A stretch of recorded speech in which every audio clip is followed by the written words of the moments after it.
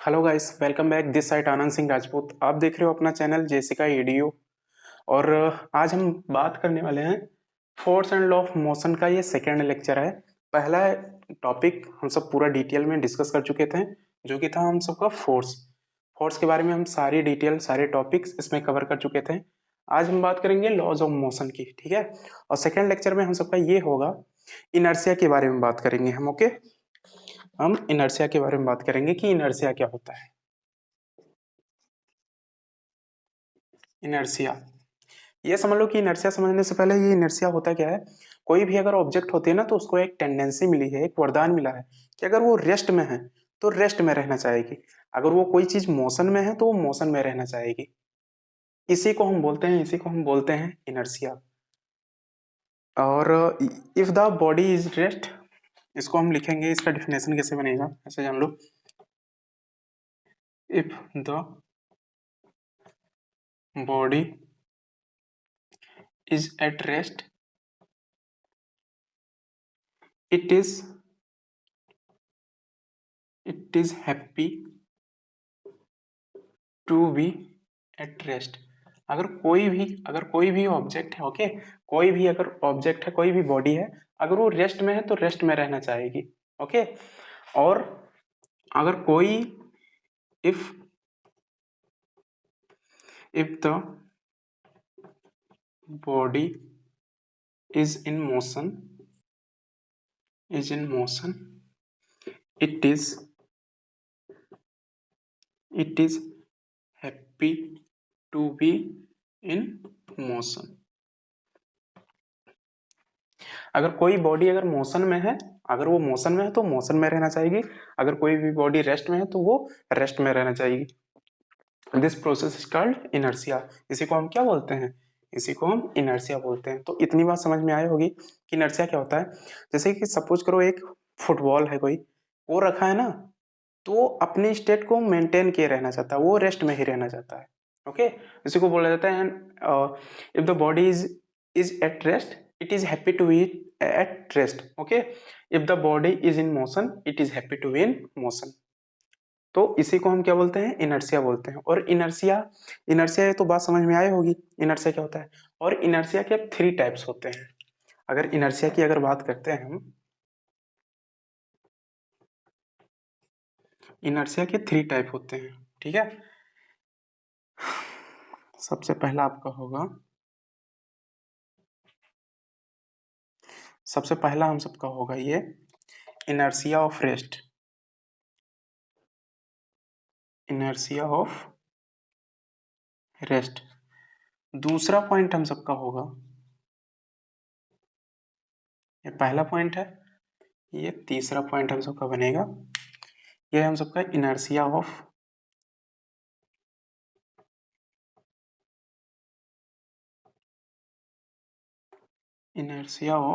Motion. और ये बनेगा हम सबका थर्ड पॉइंट है, inertia of direction.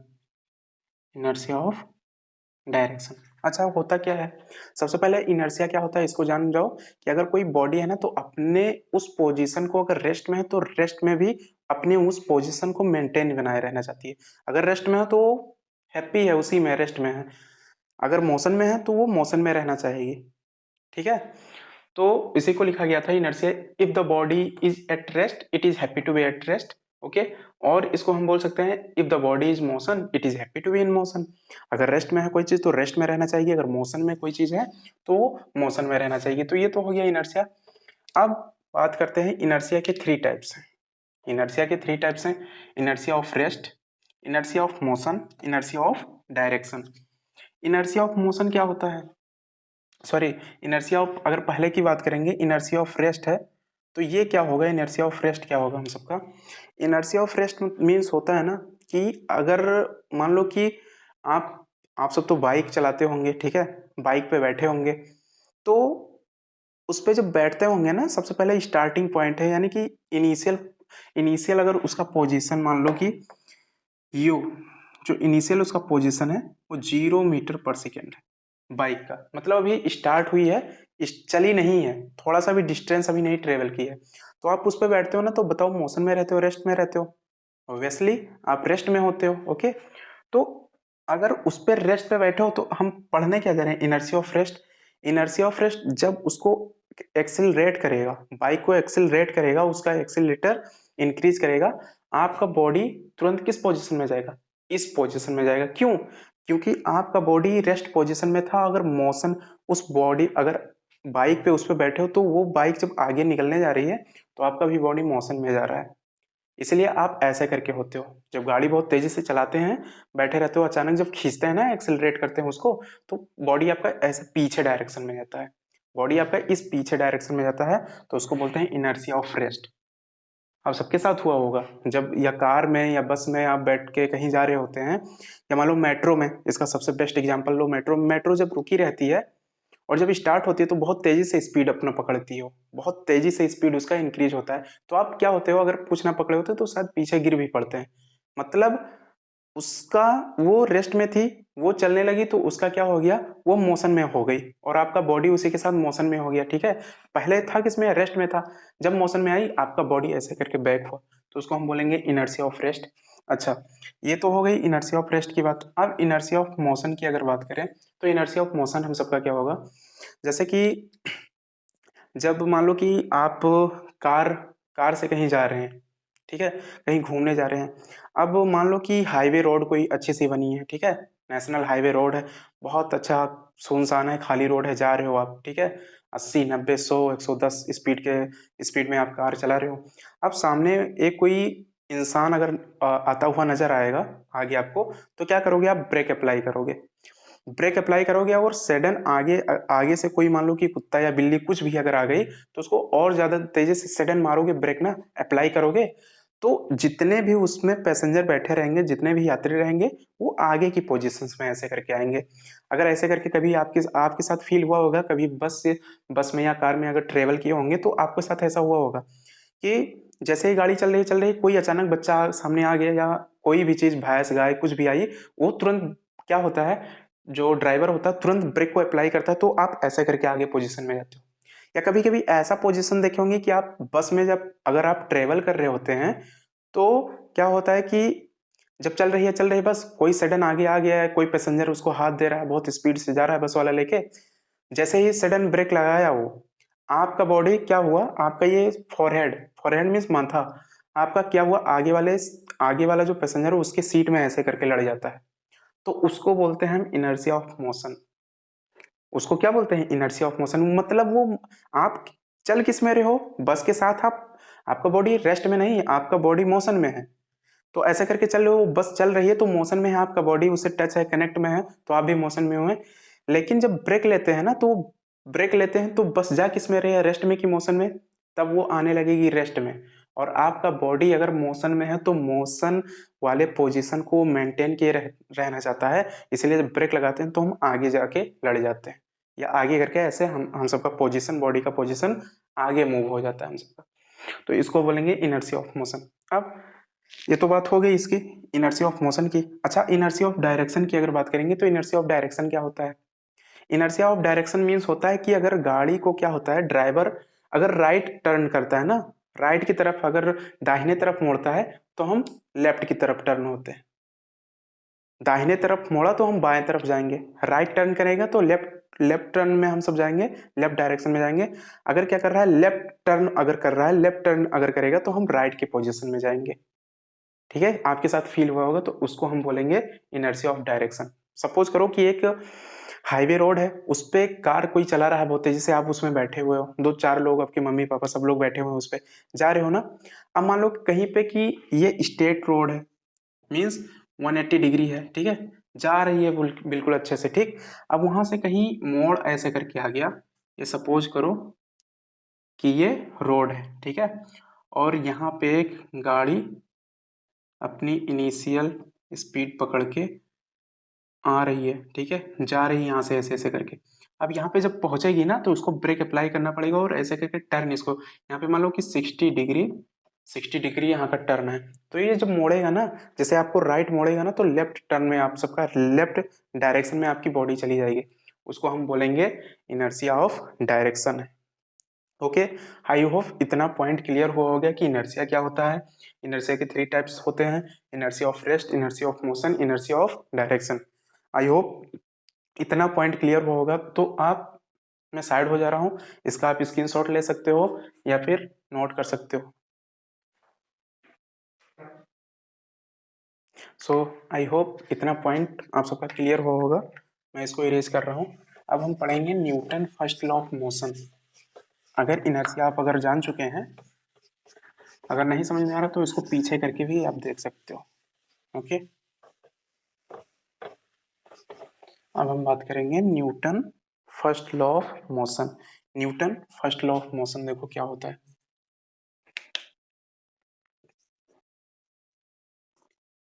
Newton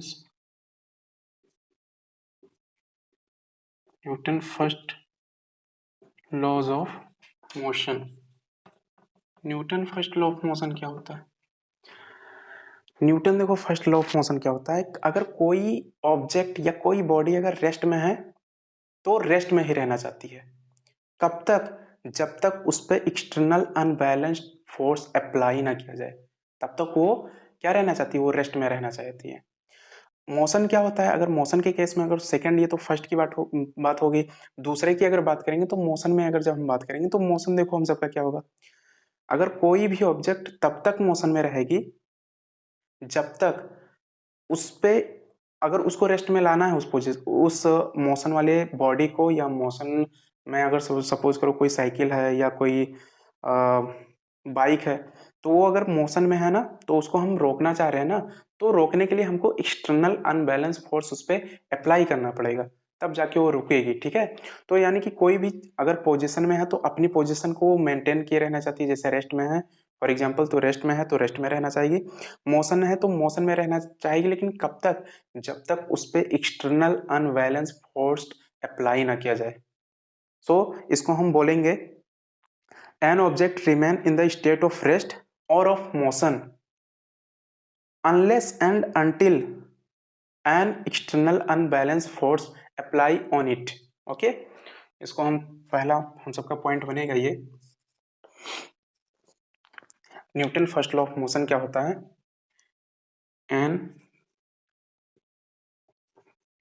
an object remains in the state of rest or of an object remains in the state of rest or of motion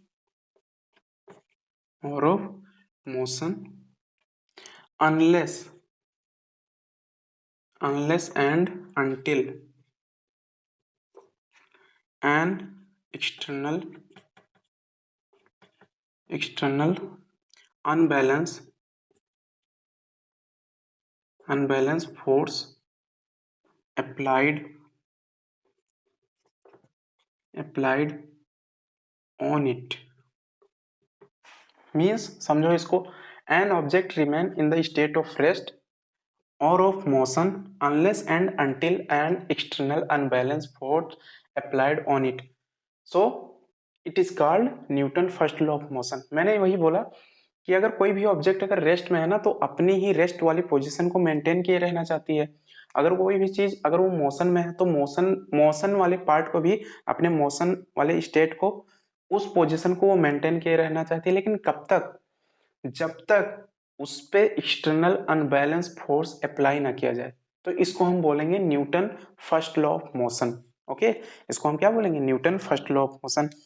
तो आई hope इतना point clear हो होगा। और इसके बाद में हम बात करेंगे Newton second law of motion की। इसकी बात करेंगे Newton second law of motion की। ठीक, तो Newton second law of motion की अगर जब बात करेंगे ना, तो उससे पहले हमको मोमेंटम जानना पड़ेगा, क्योंकि उसमें मोमेंटम आएगा। तो उससे पहले Newton second law of motion start करने से पहले हम मोमेंटम सबसे पहले बात समझेंगे। ठीक, तो Newton, I hope Newton first law of motion समझ में आया होगा। ठीक है, अगर कोई भी चीज अगर रेस्ट में है तो रेस्ट में रहना चाहिए, अगर मोशन में है मोशन में रहना चाहिए, लेकिन कब तक? जब तक उस पर एक्सटर्नल अनबैलेंस फोर्स अप्लाई ना किया जाए। ओके, सो आई होप ये पॉइंट क्लियर हो होगा।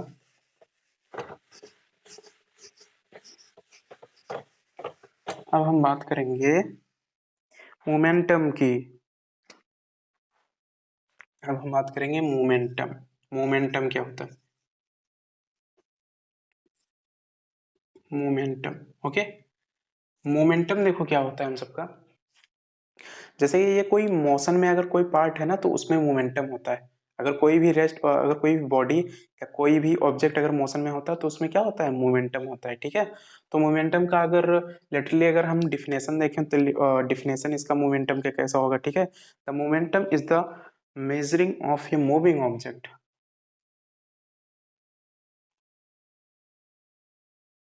The momentum the momentum is the is the measure of the momentum is the measure of a the momentum is the measure of a moving body, of a moving body, okay.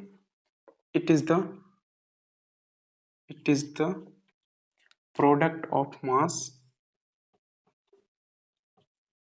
product of its mass and velocity,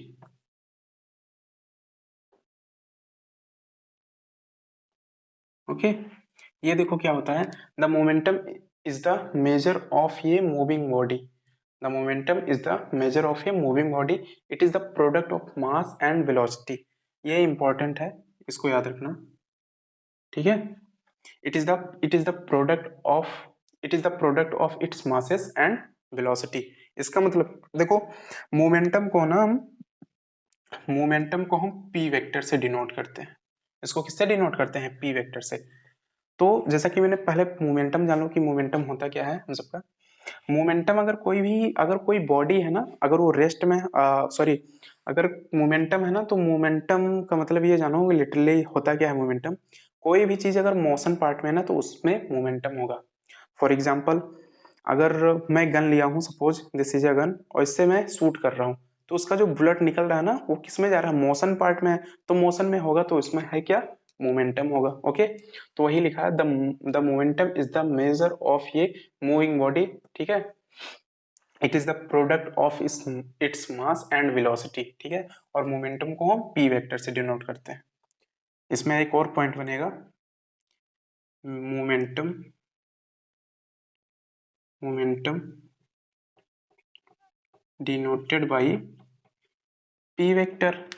किसे करेंगे? इसको हम P vector से इसको denote करते हैं, okay. अच्छा, it is the product of mass and velocity. अगर इसके फार्मूले की बात करेंगे, फार्मूला ऑफ मोमेंटम, ठीक है। तो P vector it is the product of mass and velocity, ठीक है। तो मास एंड वेलोसिटी को आप जानते हो वी से डिनोट करते हैं, ठीक है। अच्छा, यहाँ पे वी वेक्टर आया है ना, तो ये कैसे क्वांटिटी? ये तो इसका फार्मूला हो गया सबसे पहली बात, ये इसका फार्मूला हो गया।